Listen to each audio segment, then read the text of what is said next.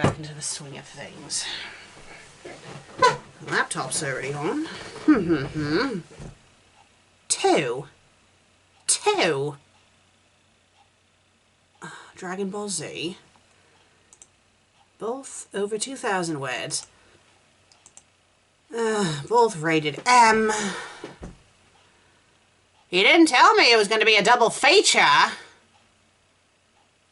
Well, you're not going to say anything. Let's... And the camera's already on. Please tell me you were not having the web show spy while I was getting dressed. Well, I'd like to think even you wouldn't be that daft. Oh no! My channel got banned because I had my web show character be naked. Ah! If only one could wish. Well, seeing you're already all here, hello, I'm the FanFic Critic. Long time no bloody see. If you already saw my announcement video from like last month, you'll know what happened. If you didn't watch the announcement video from last month, then that's okay too. All that matters is that I'm back. And I'm going to be reviewing 2 stories today. 2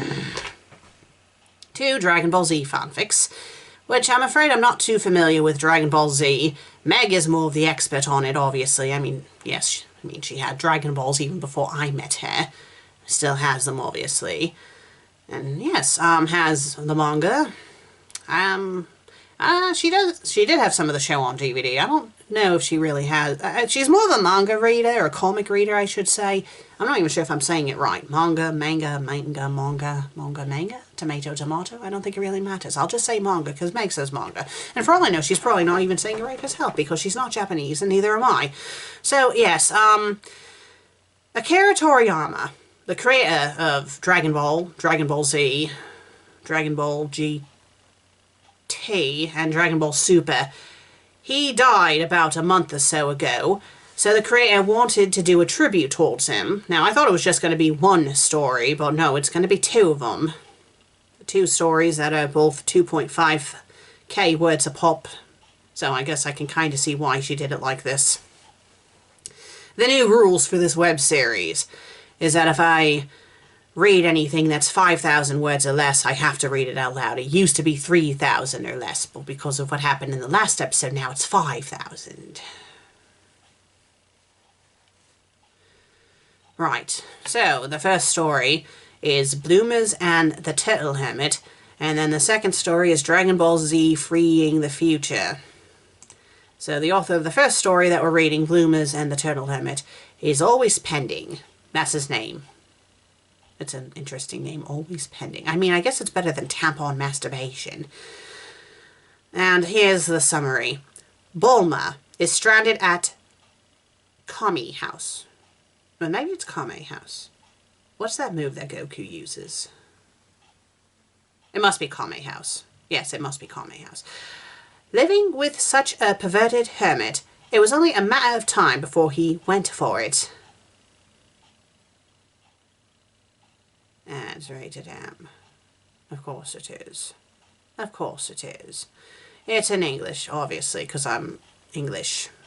I don't know any other language. The characters are Bulma and Master Roshi. It's 2,533 words, 15 faves, 11 follows, and it was published back in January of this year, which for me, anyway, the year is 2024. And it's complete. Well, obviously it's complete. Creator doesn't want me reading incomplete stories unless they're obviously abandoned. Right. Bloomers and the Turtle Hermit. No author's note, so that works. How had it come to this? Bulma wondered as she felt the foul eyes of the old Turtle Hermit upon her from behind. She'd been trapped on Kame Island for a week now. She, Launch, and Master Roshi were dressed in tight spandex outfits as they all followed the aerobics instructor on TV. Keep your legs straight, lean forward as much as you can, and move from side to side with your obliques. Simple enough. It was too bad that the old perv had long stopped the exercise of shamelessly leering at her butt. She told herself that it was important to exercise as long as she was stuck on Kame Island to retain her sanity, but this was truly a large price to pay. She'd been traveling with Goku in search of the Dragon Balls when the Red Ribbon Army's actions left her stranded on Kame House. I think it's supposed to be Kame House, with the old Pev and his maid Launch.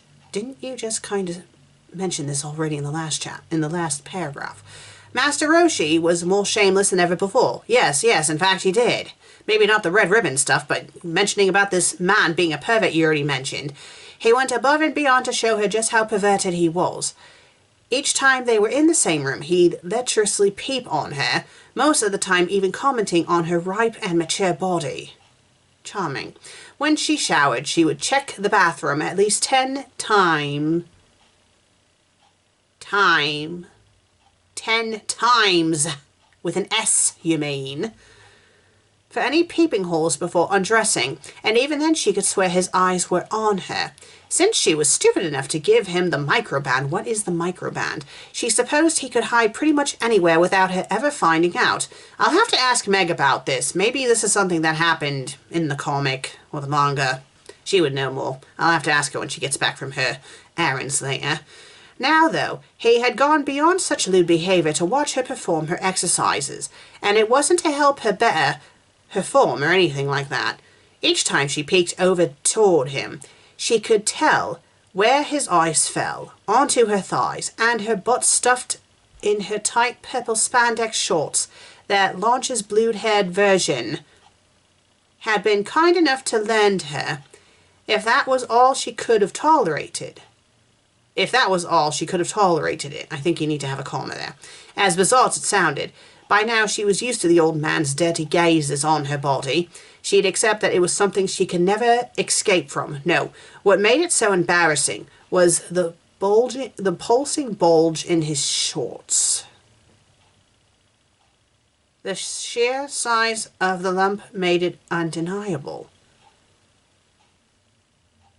Kami, the old fart, is such a perv.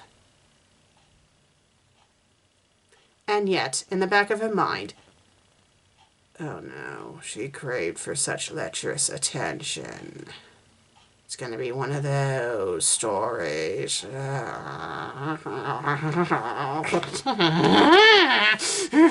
It's been almost 6 months. It has been actually over 6 months since I had my little breakdown with all the naughty stories, the back-to-back naughty stories, so I think I'll be okay.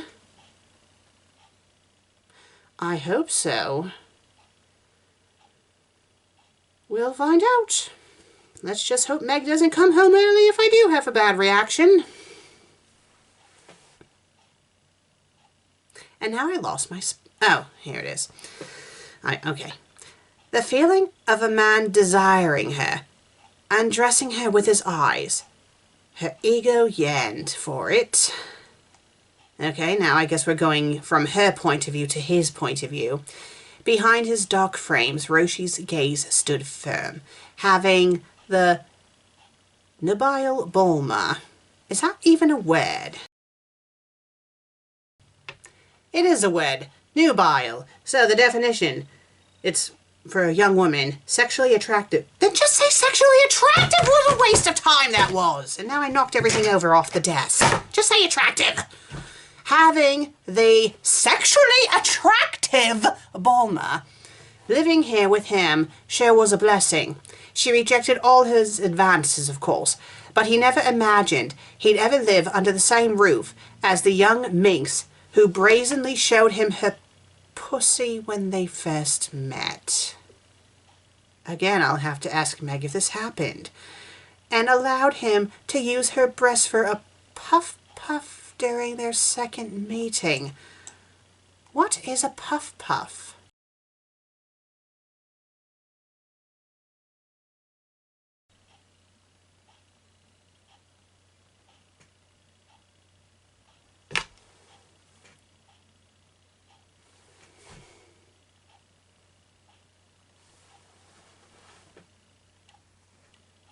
Bloody Christ, mine are definitely big enough to do a puff-puff. Enough of that. Get that visual out of your minds immediately. Bloody fucking Christ. Bulma Briefs pretended to be a young pure woman, but her actions told him otherwise. Well, from the bit of the manga that I just saw, I never got the impression that she was trying to pretend to be pure. And I'm sure Meg will tell me even more when she gets home later. She was adventurous and promiscuous. Given the right setting, he was sure this little tease was a lecherous prize he felt he served ever since he helped seal King Piccolo in his youth. And he knew just what buttons he needed to push. He licked his lips, his plan already in motion. For the past few days, he'd done nothing but lust for her, and he knew he'd gone to her. A perverted girl like her was easy to entice, and he was sure she became more and more eager to vent. Tonight he would claim his prize. Okay, time skip. Oh, ooh. The walls and doors muffled it, but in absolute silence, the old man's voice resonated. Bulma whined and threw the blanket over her head, trying to hide from the noise of such an old geezer pleasuring himself. Sick pervert, she thought. It was like this every night. Everyone would go to bed, and Bulma would have to endure the old man's grunts soon after. He lasted quite a while, longer than she felt she could and should bear. It was somewhat impressive, as it didn't sound like he slowed down at any time. She scrunched her face up like tensing would cut off her hearing, but she heard it all until the end, a droning moan and a name that sounded all too familiar. Was that a moan, or had he called out her name just now? It affected her, hearing a heated man's desire for her, no matter who it was. Curse her own need for such adoration. But now for herself. She threw herself onto her bed, legs bent up and open once she slid her panties down. Bloody Christ. Dressed in a nightgown, it was easy to maneuver herself with flexibility.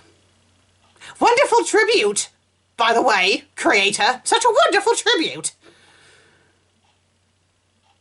Her heat erupted in the room, her aroma catching in her nose. Was she aroused by her own thoughts or something? Though she'd never admitted, the old man's obvious lust for her enticed her. Well, yes, I mean, the fact that you're stripping your pants off to go play with yourself after hearing him masturbate to you, I think that's rather obvious. Living with such a perv, with nothing but sex on the brain, it brought ideas into her head. Where's Yamcha when I need him? She lamented lustfully before squeezing a finger into her tight quim. Not for the first time since being stranded here, she decided to recount her times with him. Those times when youthful urges made them both bold and brazen. He made her come by memory. Her bottom picked off the bed, and she hid a squeal behind her hand. The turquoise hair of her mounded dampened, and she happily rubbed her clit to keep the feeling stoked. One frenzied, full-handed rub acknowledged the pleasure of her other hole, a wet dab from her fingers around it before she melted over the bed. What an exquisite feeling. Her mind drifted, her worries forgotten, while the old man was sated in his own bed. Right then, another time jump. Bulma's sapphire eyes fluttered open, the darkness enveloping her room greeting her. All too sudden, she shrieked as a strong and pleasant tingle shot up her spine. Her back arched, her head lolled back, and her buttocks clenched. Something rough was frantically trailing over her swollen and glistening sex. Ajay, I wonder what? She wheezed and tried to stare down, her eyes still adjusted to the darkness. Through the dark, she saw the bald head of the pervert bobbing between her legs, his tongue lapping again and again at her pussy. How charming! Rape! Bloody Christ! Oh, old perv, her back arched, effectively ending whatever frantic rebuke she wished to say. But apparently, it's okay to rape if they like it. Roshi was aware that she had woken up. Well, obviously he's aware that she woke up if she's, watching him and saying, "Oh, pervert!" Obviously he knows she's awake. But he wasn't planning on letting it stop her. He'd expected her to wake up from the beginning. Covertly, he sneaked into her room during the night, removed her underwear, oh my god, and pressed his face between her legs to finally touch the tight pussy she presented him on that fateful day. I can't resist anymore, girlie. Don't ask what that voice was supposed to be. I was supposed to be trying to do an old man voice, but no, that did not sound anything like an old man. He muffled his mouth with her muff, grunting while grinding his grizzled guys. What is this, bloody Dr. Seuss? We're just doing it in a normal voice. Meg has always been better at the voice acting than me anyway. I've always wanted to taste you for so long. Fearing that her regaining consciousness would pull her away from him, he wrapped his arms beneath her thighs and hooked his hands above to hold them apart. And then his tongue was put into overdrive while the entire lower position of his face shoved up against Bulma's teenage... She's a teenager! She's a teenager! She's a... Bloody Christ. This is even worse. Are you serious? No. Bulma trailed, her hands now at her sides, clutching at her bedsheets as she watched the old man devour her cunt. She reached out suddenly and threw him away, but her hand instead latched insistently on his bald head and yanked him to her. What? Her decision-making was taken away from her when her butt lifted off the ground against the old perv. She could not help herself when so anxiously ready. He must have feasted on her for longer than she thought. His muffled noises were most appreciated and encouraged by this, though she was utterly shamed enough that she was sure that the twist in her stomach would open in vomit, but it held down and her pleasure spiked. Instead, her hands clamped onto the back of his head, forcing him to her crotch and smothering him. Bulma could not stop herself from coming. No squeal was hidden this time, and she filled his mouth with her juice.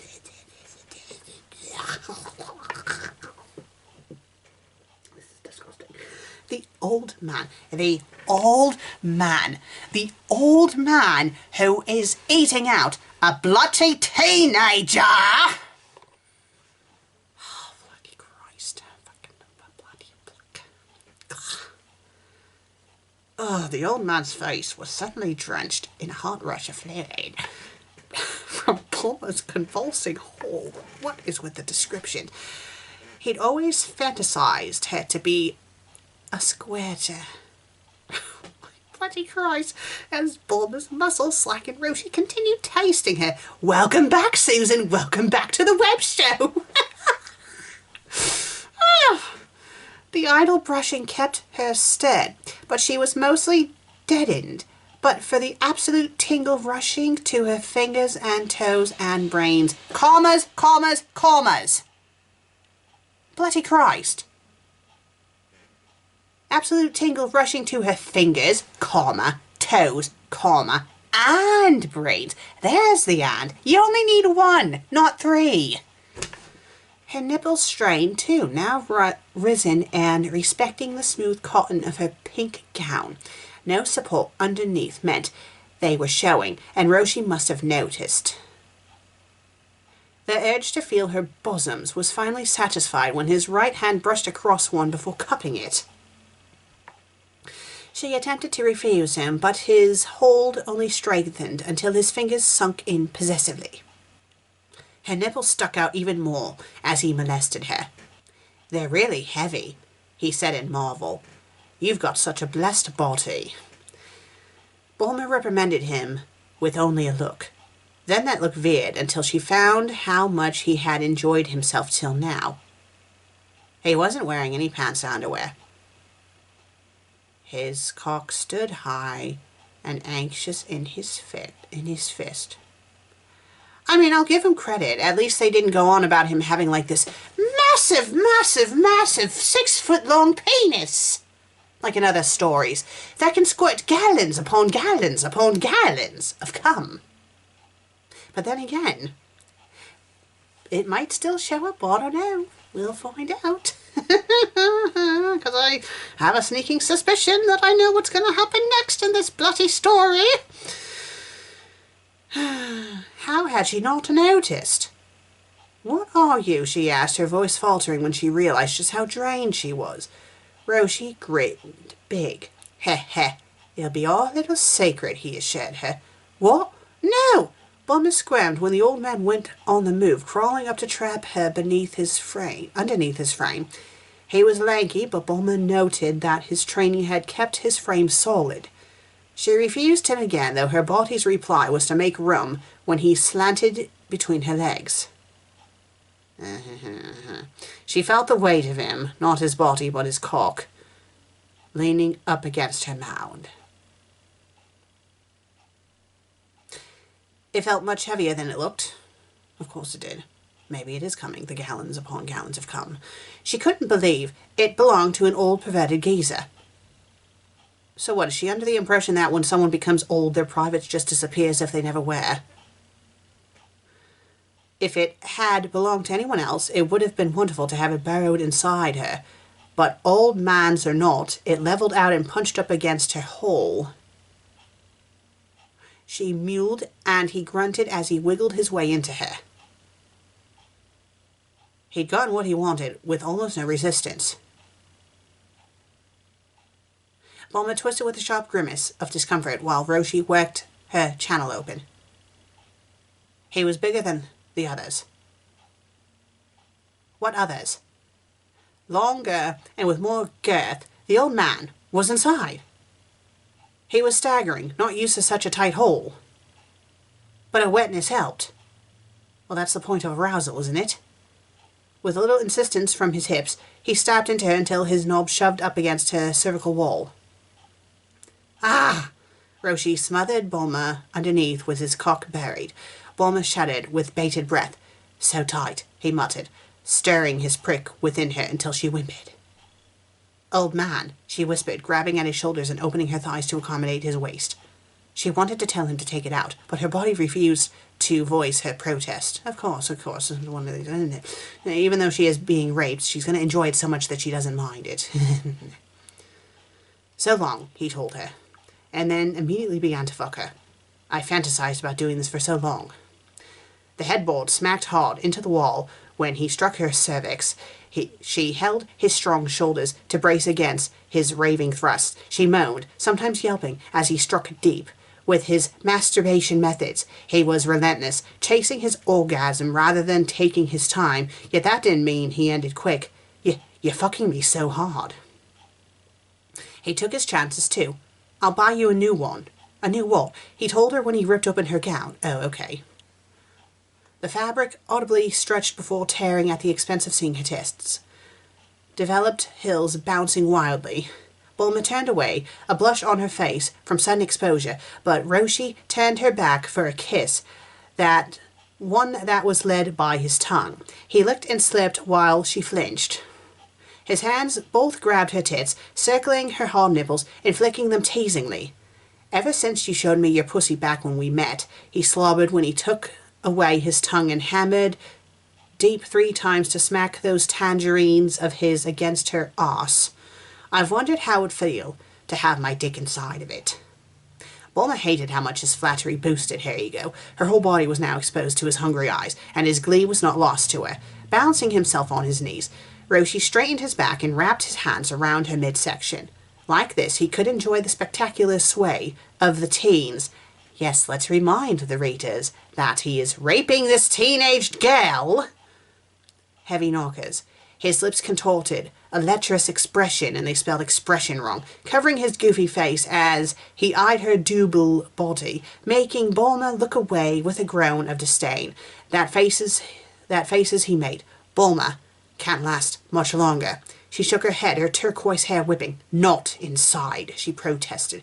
I don't know how to pull out. Oh, bloody Christ, yes you do.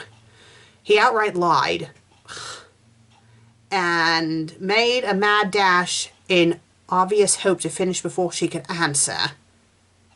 The only sounds Bulma made were little, short whines each time he jammed against her womb. If she gets pregnant, she'll just have to stay here. Pull out. She wanted to scream, but her lips curled and holstered him. To pull out would require more time than they had.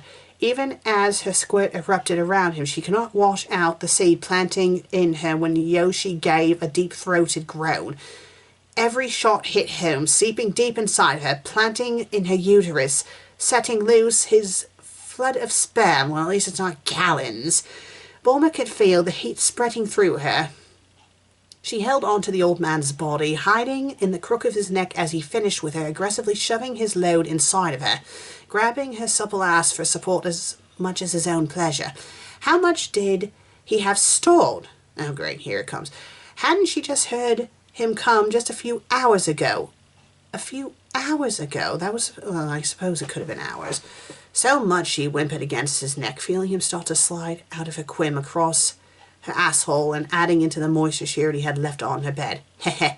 With a grateful and jubilant shout, Roshi threw his head back, smiling and stilling for just a moment before plopping down on her in an oomph from the squashed teen. He stayed inside her, not ready to come out from her comfortable heat. The night was too chilly. He breathed out heavily, sounding like a smile. Do smiles have sounds? I don't hear any sounds.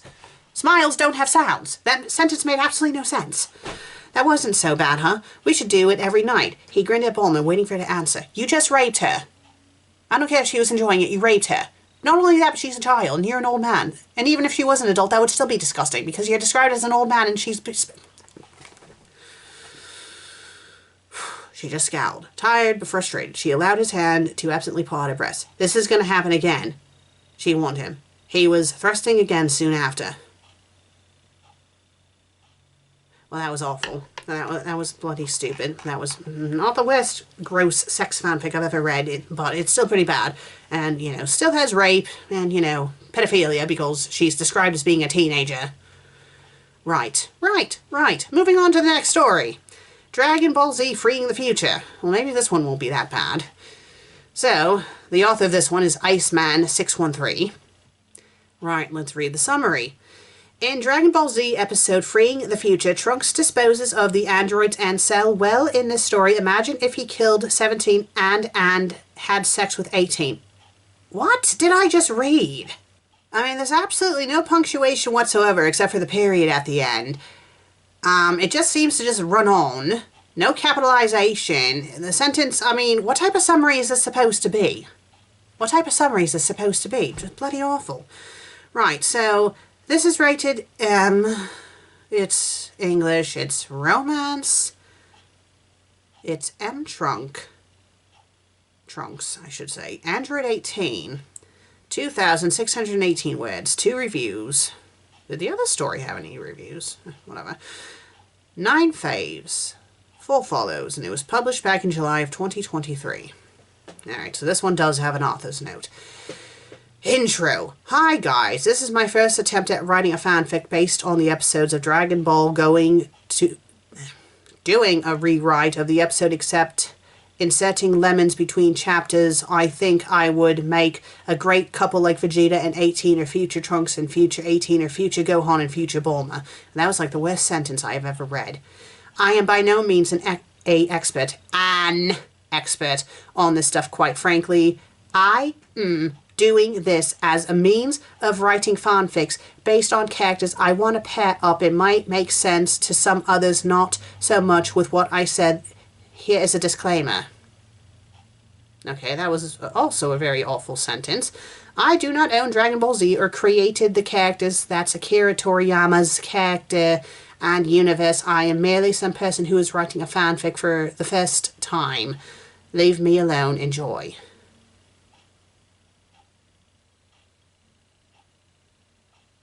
Right. I don't care if this is your first story. I really don't. But I can just say right now, just going by that bloody author's note, that was like the worst author's note I've seen in a while. I mean, atrocious spelling and grammar. And, yes, I have a sneaking suspicion that the rest of the story is going to have even more atrocious spelling and grammar and run-on sentences. Okay, then. Free the future. A familiar warrior who watched Gohan achieve Super Saiyan Super Saiyan 2 nearly defeat Cell. The same warrior who was blasted by Cell in the chest who blew up King Kai's world. The same warrior who was unconscious through the last fight with Cell woke up on Kami's lookout, uttering his first words, "Dende, where am I?" Once again, atrocious, atrocious, atrocious. Dende, looking at Trunks, responded, "Trunks, you are on the lookout with Krillin, Gohan, Tien, Yamcha, Piccolo, and with Shenron summoned to bring back the people who died by Cell's hands." I mean, at least they know how to use commas somewhat. I don't know why they have such weird spacing in between, like, the periods, though. Gohan, who wished for his dad to come back along with everyone agreeing in unison until they heard a familiar voice. It was Goku. Okay. Goku, who greeted everyone from the other world, responded, "Hey guys, listen, I have been doing a little bit of thinking. See, Raditz came because of me. Vegeta and Nappa came because of me. The androids wanted to kill me. Even Piccolo's dad wanted to kill me. Even Piccolo wanted to kill me. And this is all still one sentence. Even after this, maybe it's still technically one sentence. Maybe it's best I do not get wished back this time." Okay, there's the period. "Listen, Krillin, you have gotten stronger since we were kids. Tien, you certainly have gotten stronger. Yamcha, you too. Piccolo, way back the day you nearly killed me and I beat you in the 23rd Martial Arts Tournament, Fan Square. I do not sense an ounce of you being evil. I thank you for taking care of Gohan while I was gone." Again, that was all one sentence. "Gohan, my son, you have gotten so much stronger. There is nothing for me to teach you. You are the Earth's newest defender. What I'm trying to say is I am going to take a back seat for now, at least until the time is right. I will be back." "Gohan, your mother is pregnant with your baby brother." Okay. "Take good care of them until I return one day. I let your mother know of my decision. Take care, guys. Piccolo, Tien, Yamcha, Trunks, Krillin, Dende, and Gohan. We're reminiscing about the past, how they met Goku with the adventures." Okay, Gohan is supposed to be Goku's son. They wouldn't have never met. "And they met Goku, the adventures they had. Gohan was smiling and reminiscing about how his dad stood up to Frieza and saw him achieve Super Saiyan and defeated the Tyrant." While this was going on, Android 18 was on the lookout, hiding from the Z fighters. Krillin used the last wish to remove the bombs from the android's chest. When Yamcha asked Krillin, "Why did you use that wish on the androids?" Krillin was sweating bullets and responded, "Well, you see, no one wants to walk with a nuclear bomb in them." Yamcha teased Krillin, "You sure it was not to hook up with the android?" The guys laughed until the pissed 18 appeared. "Listen up, Pint. Size 17 and I are siblings, and if you think you won my heart, you are sadly mistaken." What does them be siblings have anything to do with anything? Krillin was on the verge of tears when 18 witnessed him near tears. She responded, "See you later." Krillin in shock, "See you later." Yamcha, "What does this mean?" What? Yamcha, "Krillin, let me go. What it means is you have a small chance to get her to like you. She is a blonde hottie, but stick with me and you will get her to love you." Piccolo responded, "Love, I will never understand it." Yamcha responds, "Piccolo, stick to fighting, you're pretty good at it." Everyone laughed. Krillin responded, "It's weird not having Goku around laughing with us. It makes it kinda sad." Tien responded, "Let's not be sad. Goku would not want us to be like this. Look, guys, I'm going to head home. Chaozu and Launch probably miss me. Gohan, you're the man of the house. Trunks, go show the androids what a Super Saiyan can do. Until we meet again, bye, guys." Everyone waved goodbye to Tien, Yamcha, Krillin, Gohan, and Trunks, all headed home. Okay, then. This is just really... The next day saw Trunks in his capsule corp time machine waving everyone goodbye as he pressed the button, making his way back home. Through his travel back to his time, Trunks, having become significantly stronger and taller, something began bothering him. How is it that the Android 18 in the past was afraid of being absorbed, but the Android 18 in my timeline is ruthless? Do androids really experience human emotions? Also, why did Android 18 in my timeline like battling me alone and touching my dick? Is she just hungry for a dick, or is she wanting a boyfriend? All these thoughts disgusted Trunks as he reached his timeline. He landed in front of the destroyed Capsule Corp, the one creator of capsules and leading technology maker of automobile hovercars to motorcycles, etc. Trunks got off the time machine and landed in front of the building. Mom, it's nice to see you. Bulma of the future was so happy to see her son. You wanna know what I would be happy to see? Some proper spelling and grammar. This is a pain to read. Trunks, you got taller, and just by looking at you, it seems you have gotten a lot of stories to tell me. Trunks, okay, she's supposed to technically still be talking because the quotations haven't gone away yet. Trunks nodded his head and began telling his mom stories of Vegeta fighting Cell when Trunks was dead, how Gohan killed Cell, made Cell spat out Android 18. As Trunks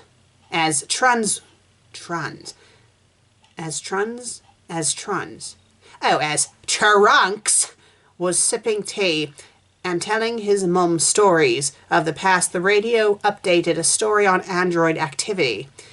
This just in, androids are attacking Parsley City. Trunks, infuriated by this, took off his Capsule Corp's jacket and was left in his black pants, boots, and black tank top. Bulma stopped him for a second. Trunks, finish the androids. Trunks nodded, his head powering up to Super Saiyan, headed for Parsley City.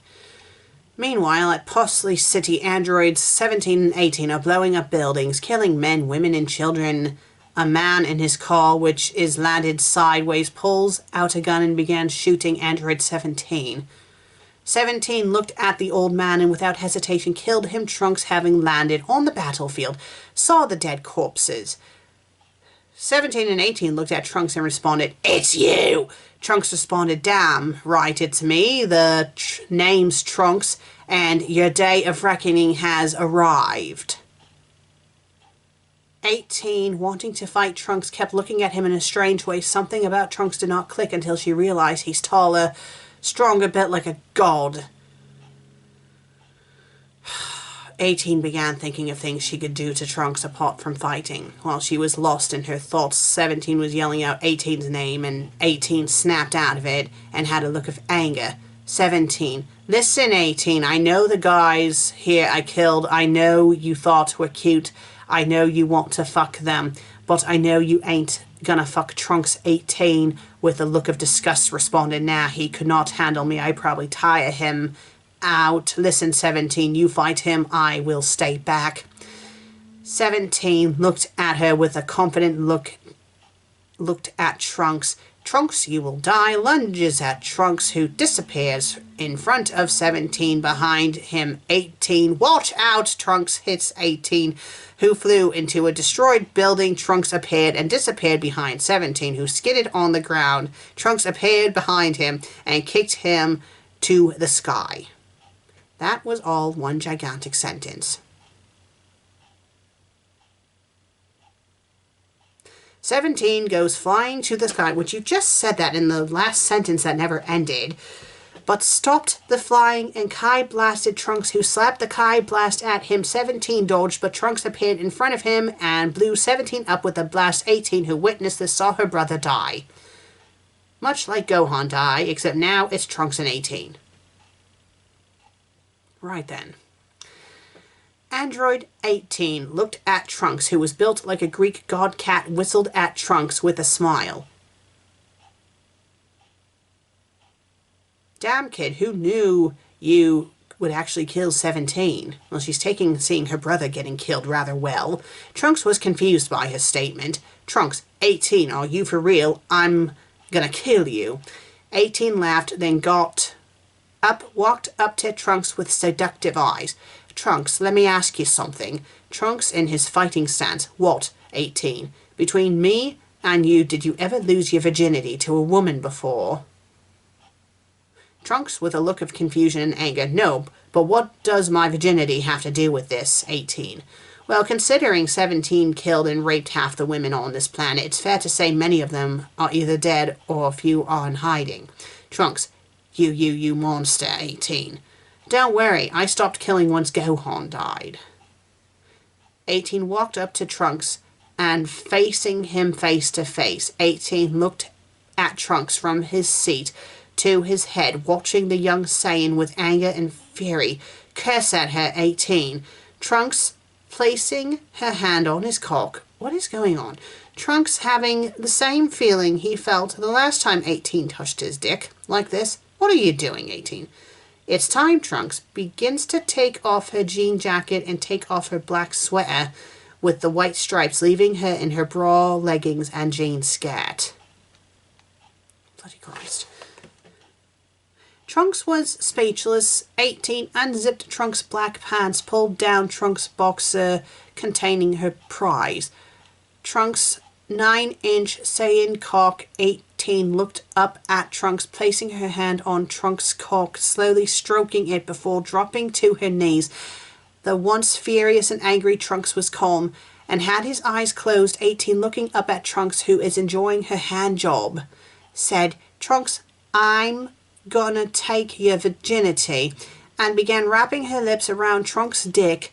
The smell of Trunks' cock had a nice smell to it for 18. It was alluring. Turning her on, 18 began swirling her tongue around his dick, slowly deep-throating Trunks' cock. While doing this, 18 undid her bra. Trunks' eyes shot down to see Android 18's D-cup breast, milky white, sandwiching Trunks' cock. Is English not this person's first language, or is their grammar really that bad? And if it's a child writing this, a child really shouldn't be writing stuff like this.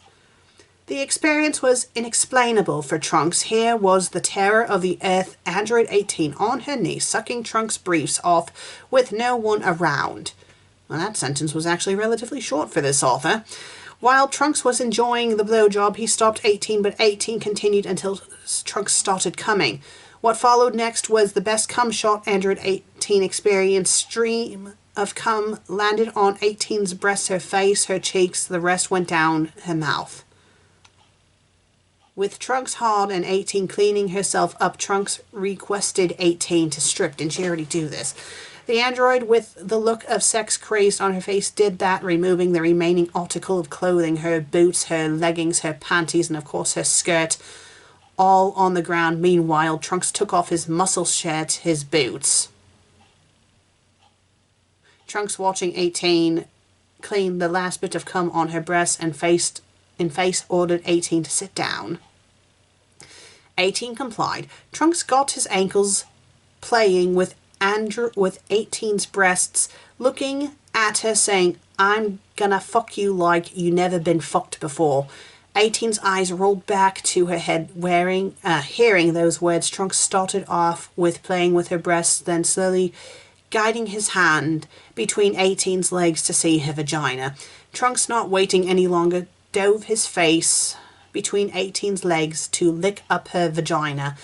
At first, 18 was testing Trunks' eating pussy ability until he drove his tongue deeper into her warm folds. 18 moaned, Oh, yes, like that, Trunks. Fucking eat me out like it's your last meal.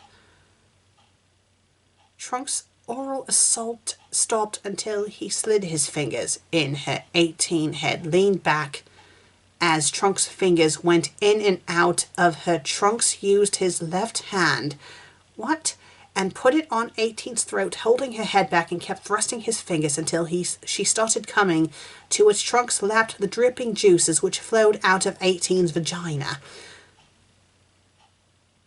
Trunks licked 18's juices from his hand, but what happened next could only be described as heat of the moment. The minute 18 stopped coming, she pounced on Trunks, pushing him on his back, lowering herself on his cock. 18 looked at him with a look of, I'm gonna ride you till the cows come home. When 18 lowered herself on Trunks' cock. She squealed at first, but got accustomed to the size and lowered herself all the way down to the balls. She slowly rode him, working her hips. Trunks' hands were on 18's ass, slapping it, leaving handprints on her skin. She loves the feeling of her ass being slapped. This went on for another 5 minutes until Trunks suggested doggy style, which 18 says, "It's my favourite position." Of course it is. 18 was on all fours, with her face down and ass up, giving Trunks the view of a lifetime. 17 must be pissed seeing his sister fuck the last Saiyan in the universe. Not only did Trunks started pounding 18 from behind with both hands on her hips, driving his cock deeper into Android 18, but Trunks' sexual experience was about to come, I'm sorry, to an end. I'm not sorry that it's coming to an end. This story is bloody atrocious. Trunks could not stop thrusting his cock in Android 18's vagina until he said to 18, "I'm coming." 18 told Trunks, "Come in me, give me your baby." Trunks was shocked. 18 also said, "Trunks fucked my pookie. I am horny as fuck. Come on, give me your dick. Come on, please, daddy." Trunks looked at 18 and responded, "All right, 18. I give you this seed if only you change your ways and help me fight evil." 18 thought for a second and turned around, laid down on the ground and told Trunks, "Fuck me, missionary." Trunks thrusted his cock one last time. As he did this, 18 wrapped her legs around Trunks' waist, bringing themselves closer and sealing the deal with a kiss. Trunks could not stop kissing 18 as he finished coming in Android 18's vagina. He looked at her after finished coming and responded, "Okay, this is the best sex I ever had in my life." Isn't he supposed to be a virgin? Didn't they say earlier that he was supposed to be a virgin? So wouldn't this be the first and only time he's had sex? Trunks pulled out, knowing full well 18 was going to be a mom. 18 got dressed as did Trunks before departing for the night. Trunks called out 18 one last time. "Hey, 18, which 18 turned around to see Trunks close to her, put his arms around her and brought her in for one last kiss before leaving. 18 looked at Trunks, who flew away before wondering, "I'm going to be a mom to my enemy's kid, and the sex was the best sex I ever had. I have a feeling I'm going to get more dick from Trunks," as 18 said that she flew home. End. I hope you guys liked my fanfic of the rewrite of Dragon Ball Z Freeing the Future. Remember, as I said, it is my first attempt at writing fanfics, and I'm pretty good at the lemons. No, you're not. You're not good at anything. As you can obviously tell, it is midnight. Thank you all for reading my fanfic. Until next time. Well, for me, it's not midnight. It's 12:30 in the afternoon, and that was probably the most painful thing I had ever read. And I'm curious to see if this bloke has written anything else. Oh, so he did another story. So the other story he did was Dragon Ball Z Deadly Beauty Rewrite. The author's note, this is, or the summary, this is the rewrite of Dragon Ball Z episode 135. Instead of 18 knocking out Vegeta, what would happen if she seduced him and they both wound up having sex? So in other words, this person's like, I'm going to rewrite an episode of Dragon Ball Z, but instead of, having it be an actual episode of this series, it's just going to be a fanfic about the enemies fucking each other. But no criticism, this is my first story. Right, well, that was a colossal waste of time. And I'm curious about the other author, always pending. So again, like the other author, this person has written 2 stories. And the other story is another Dragon Ball Z fanfic. And this one is called Oolong's Triumph. Here's a summary. Just a simple story of Oolong and Goku coercing Bulma to do the naughty with them. Right, well, it's a good thing I'm only doing these 2 stories and not like the rest of their stories, because that was atrocious. That was just bloody atrocious. That was like the worst thing. Both of these. Yes, welcome back, Susan. Welcome back. Welcome back indeed. Right. I mean, there's really not much I can say. I mean, I will say that the first author, there was some typos in their story, but at least their story was a bit more legible and obviously better written. Was the story better though? Not no, because both stories were atrocious. I mean, Bloomis and the Turtle Hermit was rape. An elderly man raping a teenager. But it's okay, because she enjoyed it. No, no. Rape is rape. Rape is rape. Rape is rape. Stop romanticizing rape. There's nothing romantic about getting raped. So stop. And the second story was just like an abomination of everything. I mean, the grammar was awful. Spelling was awful. Layout was awful. Everything was awful. This person, like, I just can't, it was so stupid. Like, it was such a headache reading it because it just had so many run-on sentences. It's just so awful. So awful.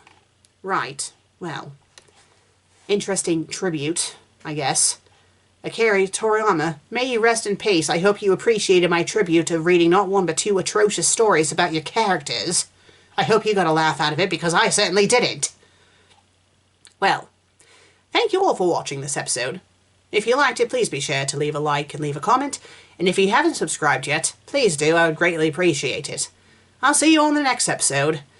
Excuse me while I go wash my eyes out with soap. I'll see you all next time. Until then, cheerio.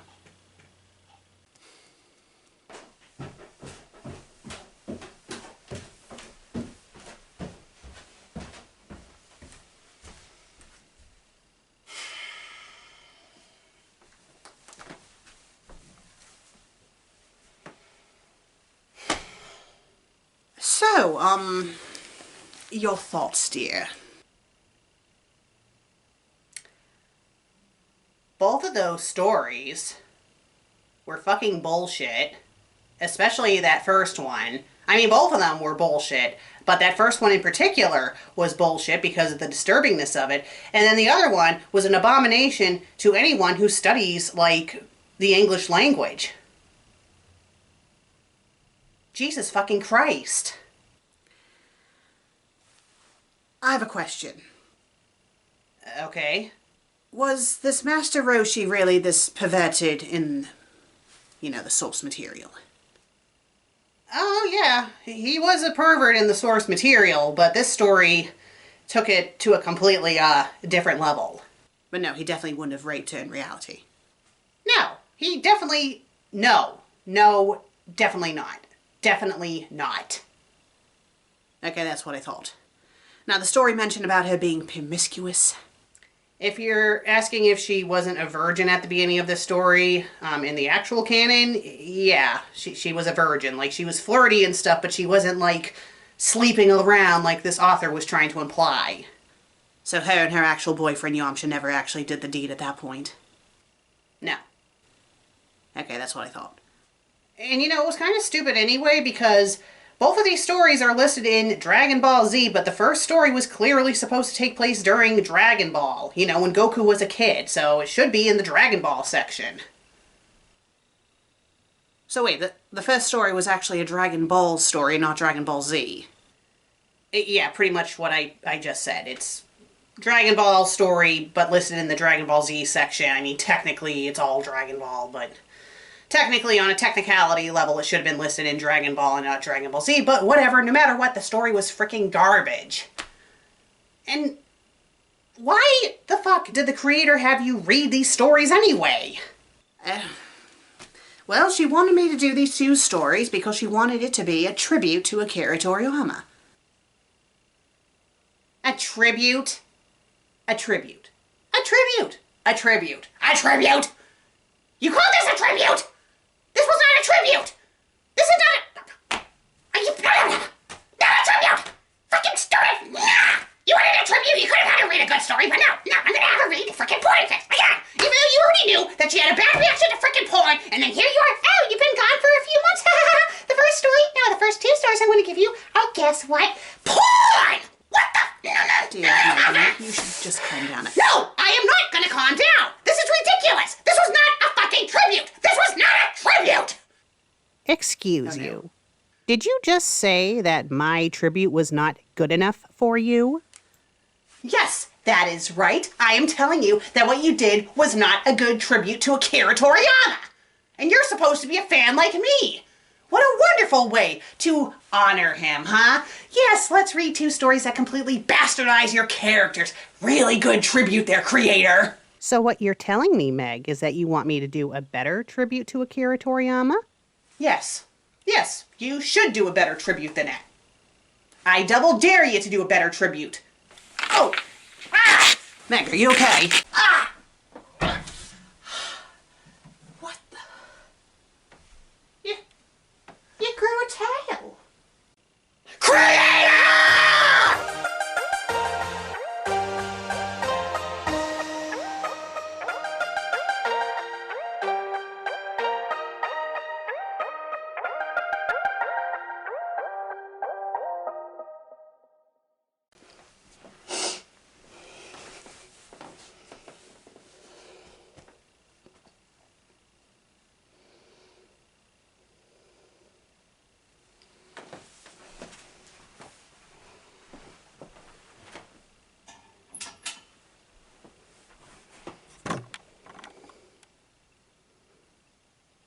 Please tell me that I recorded that.